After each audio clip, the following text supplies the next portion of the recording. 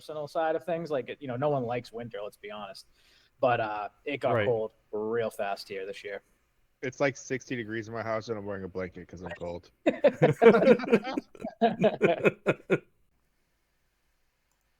All right, welcome back to another episode of the Owner's Playbook. I'm Doug Ebenall, joined with the co-host Josh Caruso. Today, our guest is Geoff Farinha, who is the owner and president of USI Ultra Services Inc. Geoff, you can go ahead and tell us a little bit about yourself. Yeah, sure. So slight correction out of the gate. I'm not technically the only owner. So we're actually an employee-owned company. So we have multiple owners. But like you said, it's Ultra Services Inc., USI, HVAC, as we call ourselves up in the Boston area. So similar to Ben, your last guest, we are a mechanical contractor, specifically a mechanical service contractor located in Billerica, Massachusetts. But we serve all of Massachusetts, most of New Hampshire, most of Maine, and some of Rhode Island. So we take care of, heating and cooling systems for commercial buildings, office buildings, some retail, you name it, we do it basically. Oh, that New England. Josh, you're from New England. How do you feel about that? You miss that? I do it. I was just listening to the way he pronounced Billerica because, like, I don't add the E, but I've been gone so long I don't remember what's right. Like, that's the crazy thing about New England is like every town has a very specific way to pronounce it, and if you don't pronounce it right, locals take offense to that. So, They definitely do. I this, try to consider the audience as it is built. People call it Billerica for sure, but yeah. Billerica for the rest of the country, basically. Josh But is yeah, right. no, I love having Geoff back. Just for everybody else, like me and Geoff went to high school together. We're good friends, and it's really cool to see where his business has gone as we've grown up to be like big boys now. And kind of, it's just fun. We're both interested in business. We were both interested and had fun in high school, so it's just really cool to have him on the show and to be able to talk about his business. So it's December, and I imagine it's pretty chilly up there. How's it working out with a HVAC company in early December right now in New England? Yeah, great for business. Tough for everyone's mental health, that's for sure. It's single digits right now. When I got in my car this morning, it was -3. That's what the car read at least. So it's chilly. It's we're getting like February weather before Christmas. Yeah, that's insane. Yeah, I couldn't do that. Yeah, North Carolina is about as far north as I want to go. Yeah, I'm not built for the cold. There's nothing wrong with that. So how long have you been involved with USI? I mean, what's your founder story for that, or how did you um, become part of it? Yeah, so I can go into as much detail as you'd like, or as condensed version as you'd like. Totally up to you. But I guess I'll jump into it. I've been involved kind of my entire life, to be honest with you. So my father was one of two founders. So the company was founded in 1992. So I've been involved to some extent since 1992. Good, bad, and different, more or less. A lot of it was summers working in the sheet metal side of things or helping, drive materials around. But I joined the company at an official capacity in 2011. So was in grad school. It was during the end of the Great Recession, if you will. And I had an internship that was part of my capstone project that fell through. The person I was supposed to intern with, I showed up for that first day, and she had gotten fired from the company. So I no longer had an internship, and I wouldn't graduate with my MBA unless I had an internship lined up somewhere. And I happened to know a guy who ran a business and owned a business, and started here just at a temporary capacity. I actually had a job lined up in tech out west. I just had to wait 2 years for that position to become available. So I joined here in 2011 temporarily, and I'm still here 14 years later. So it's been great. It's been a run, and like I said, we can go through from day one to now if you'd like. But yeah, that's when I joined.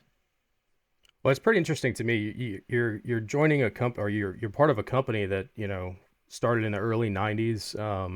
Just thinking about it, as today we're in like the age of AI, right? Like, and your company saw the dot-com era and social media and all of these things come and become part of like how businesses operate.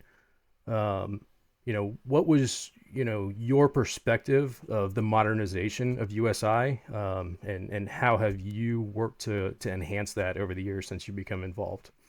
Sure. Yeah. So Great question and great story, actually, because when I did join, we were very, I don't want to say archaic, but we were a little bit of the time and a little bit behind the time.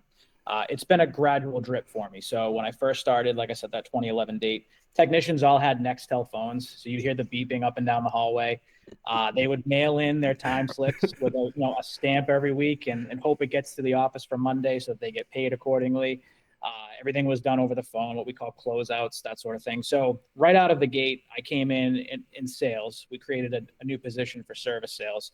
But while I did that, I worked to slowly modernize and digitize things that we did here from, you know, electronic timekeeping instead of those paper forms to giving the technicians a way to email their closeouts into our office and that sort of thing, which allowed me when I took over. So I actually took over myself and our CFO. We assumed the positions we were in 2018. So we had already been with the company 5, 6, 7 years prior.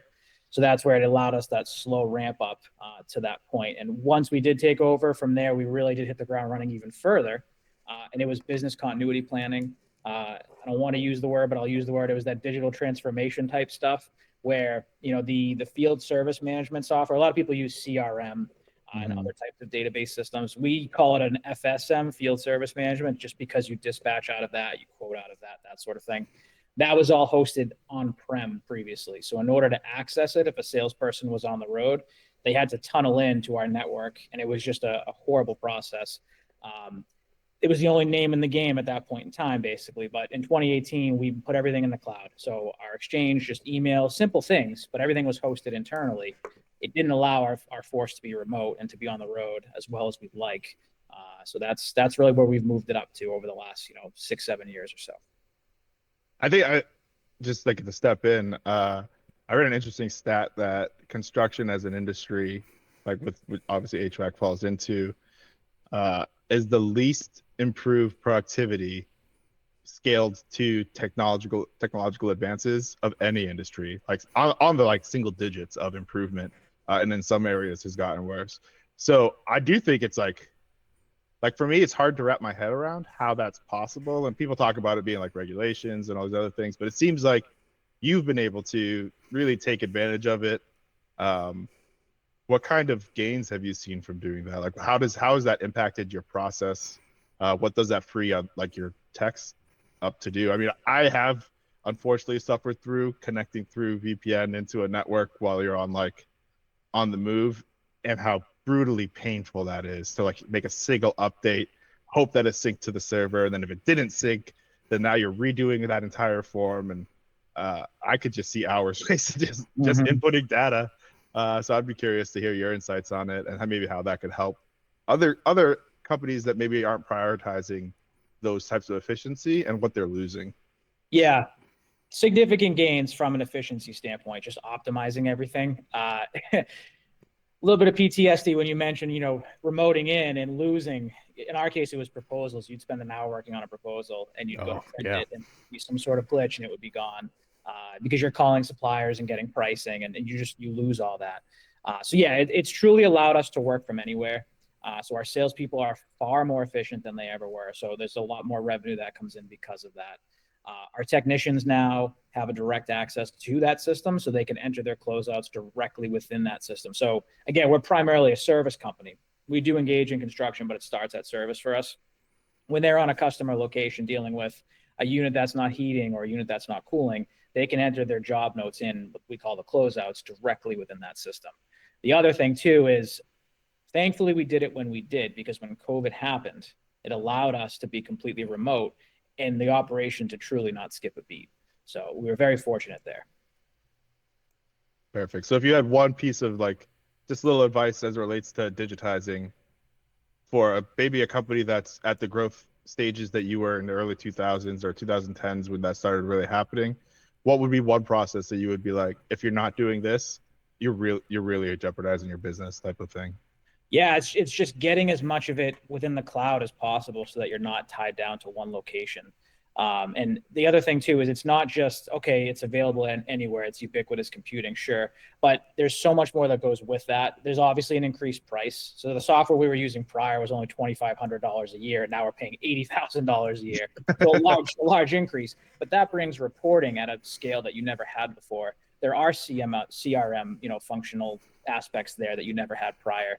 Dispatching and looking at your capacity from the field standpoint is far greater. So lean into it and do it as quickly as you can. I understand for a startup, especially, the cost is significant, but 9 out of 10 times you will make that back and then some for sure.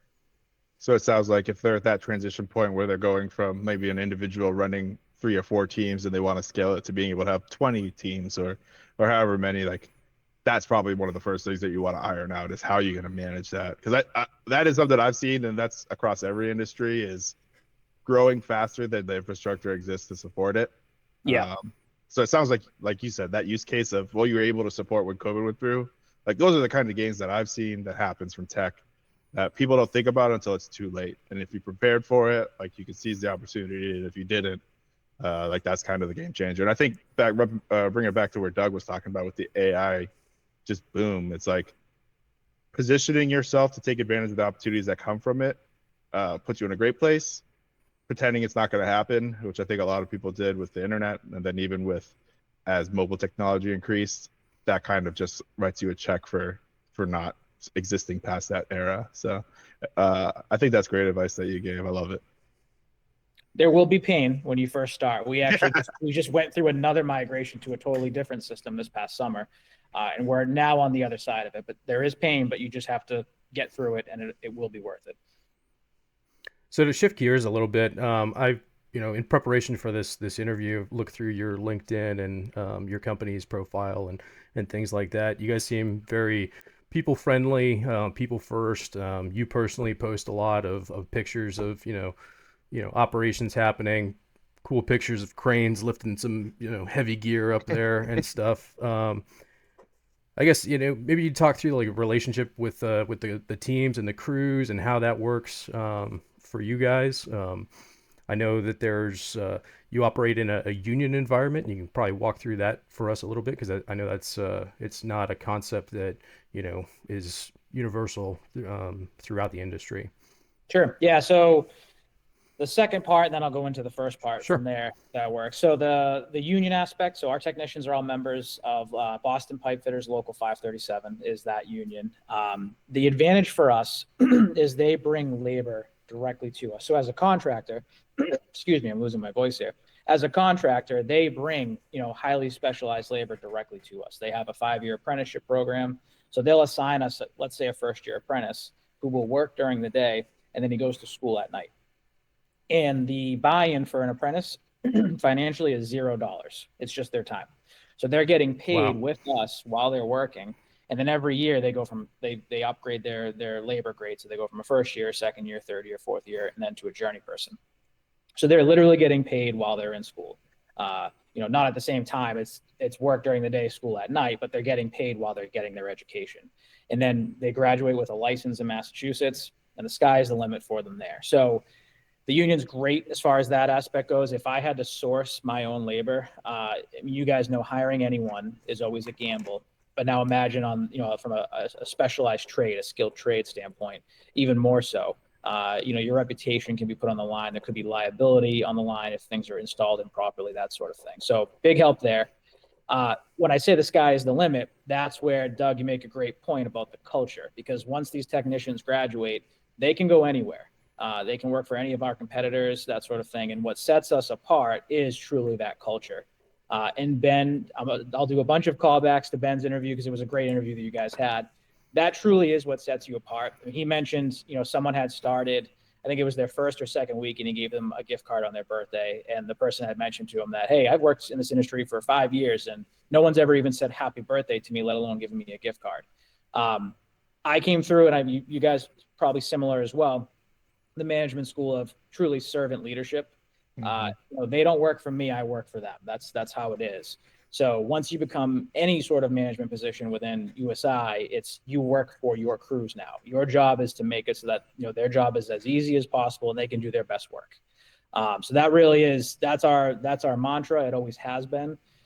We just had our holiday party last Friday. We had 2 employees at 25 years. Just this year, we have employees that are at 28, 29 years. So almost since inception of the company, when you look at it. Wow. So people tend to stick and stay here once they join our team. I mean, there are people that come and go. That's normal in this industry.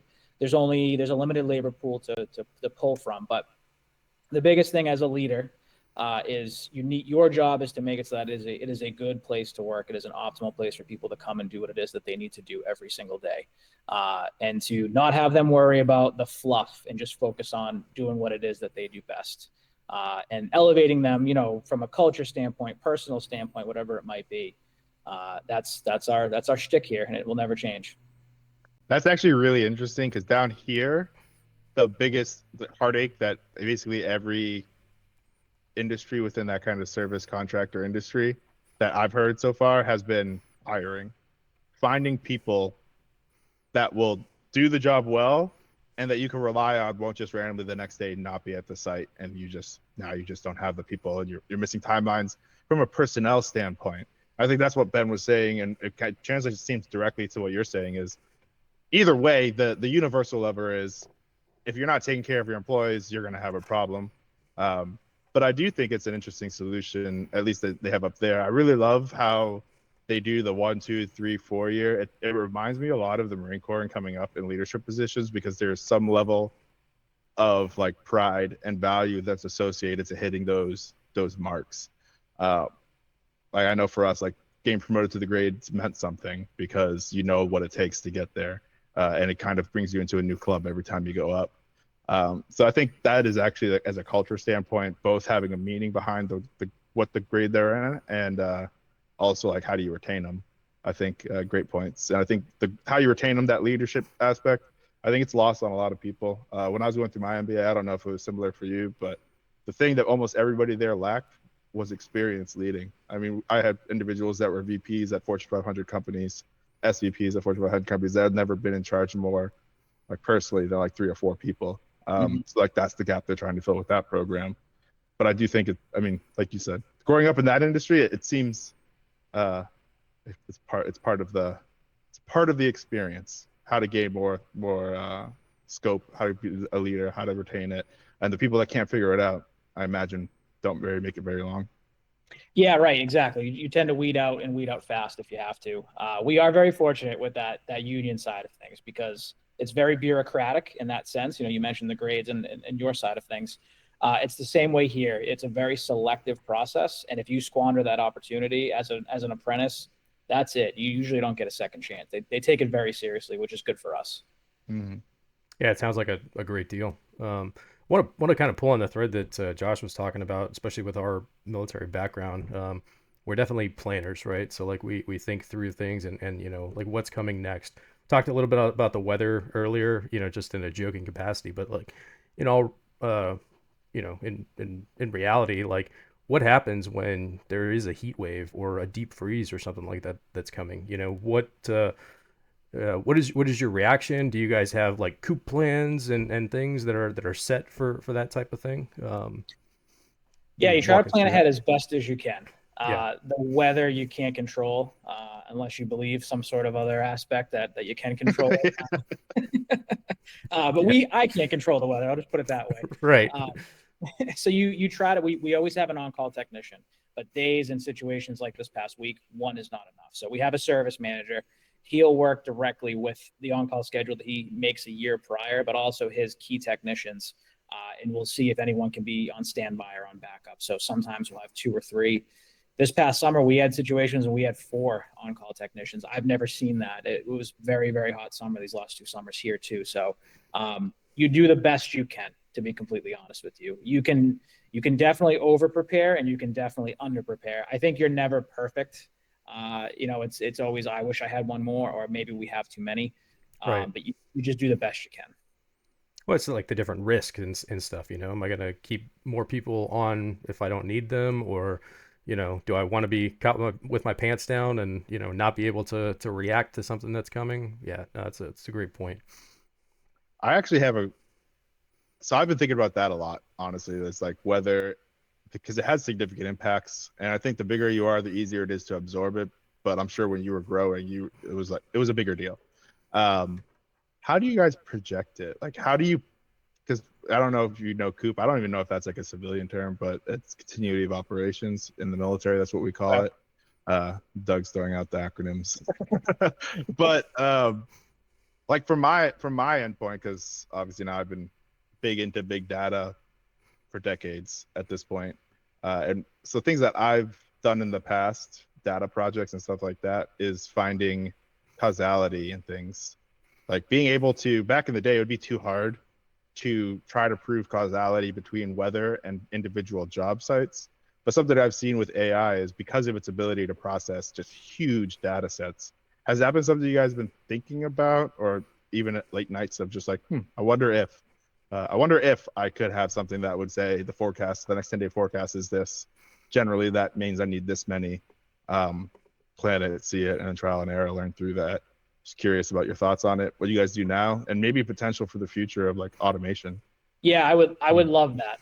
Right now, it's a very manual process for us. So we use Weather Underground to check, historical weather sets, that sort of thing, and that goes into making the on-call schedule. You look at, okay, this time last year, it was this cold. Maybe not put someone who doesn't have a ton of experience on service, because we do have people that are, strictly or solely construction.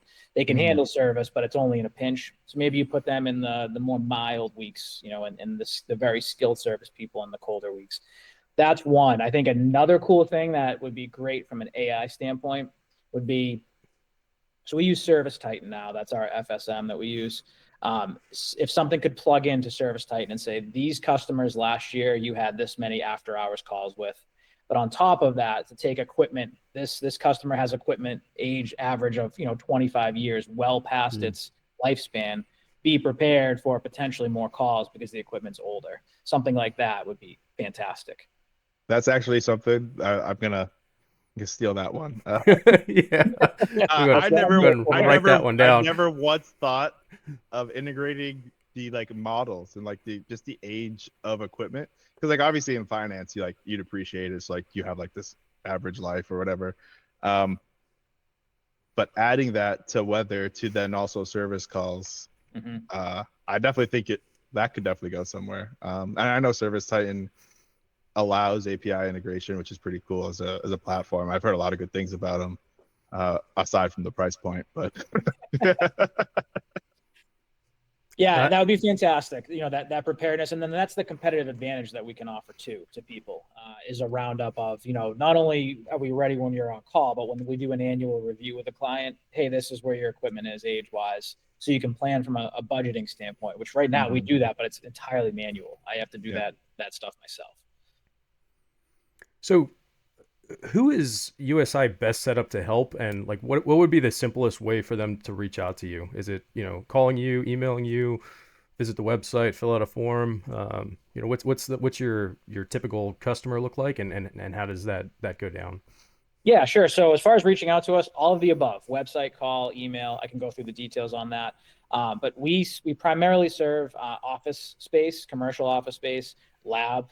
So some pharmaceutical space, some universities, believe it or not, too, and then retail. We're actually, a lot of the banks in New England we take care of from Maine to Rhode Island, every location that might be there. So if it's anything but residential, basically, or restaurants, we serve, just because it's a different type of response time, urgency, and equipment a lot of times at those locations. So our website, if you don't mind me mentioning it, is just usi-hvac.com. So there's a hyphen in the middle there. That's going back to that 1992 inception. Not probably not the best website, but we've stuck with it because why change it now? But that has details on how to get a hold of us for maintenance requests, service requests, construction requests, and then some examples of what Doug was mentioning. Not only do I post it on LinkedIn, but I put it on our website as well. So Great.